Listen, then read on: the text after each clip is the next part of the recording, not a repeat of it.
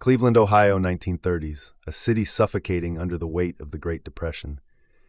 But beneath the surface of economic hardship, in the shadowed alleys and forgotten corners of Kingsbury Run, something far more sinister was lurking. They called him the Mad Butcher, but that name doesn't even begin to capture the chilling precision, the artistry of his work. This is the story of the Cleveland torso murderer, a phantom who preyed on the vulnerable and whose gruesome legacy continues to haunt the city. Kingsbury Run, a sprawling, desolate wasteland, a maze of shacks and shanties clinging to the banks of the Cuyahoga River. It was a place where people disappeared without a trace, where the desperate and the forgotten could simply vanish. Imagine the stench, the damp earth, the rotting garbage, the ever-present smell of the river, and something else, something metallic, coppery, the lingering scent of blood. Because in Kingsbury Run, blood flowed as freely as the Cuyahoga. The killer didn't just murder his victims, he dissected them, with a cold, calculated efficiency that suggested knowledge, medical knowledge perhaps, or the skills of a butcher. The bodies were meticulously cleaned, often drained of blood. Heads were always severed, sometimes never recovered. Limbs were removed with clean, precise cuts. This wasn't the work of a frenzied maniac. This was something else, something far more disturbing.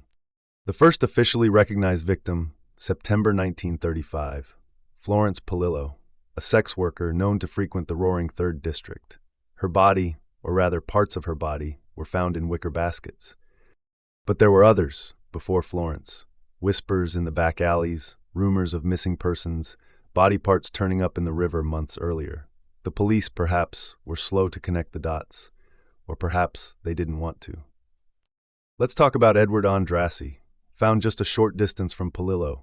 Decapitated, emasculated, his head never found. The level of violence, it was almost ritualistic.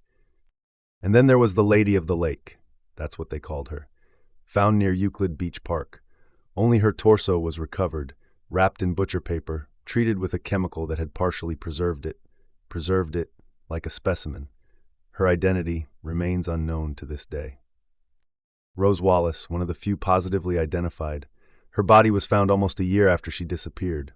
Her head, discovered separately, hidden in a box. The killer kept it for a year. Why? What did that mean? The killer taunted the police. He left bodies in plain sight, almost daring them to find him. He seemed to be playing a game, a macabre game of cat and mouse, and he was always one step ahead. It's estimated there are 12 official victims, but some say there are up to 20 or even more. Eliot Ness, the untouchable, the man who brought down Al Capone. He was Cleveland's safety director, and he was determined to catch the Mad Butcher. But even Ness, even he, was outmatched.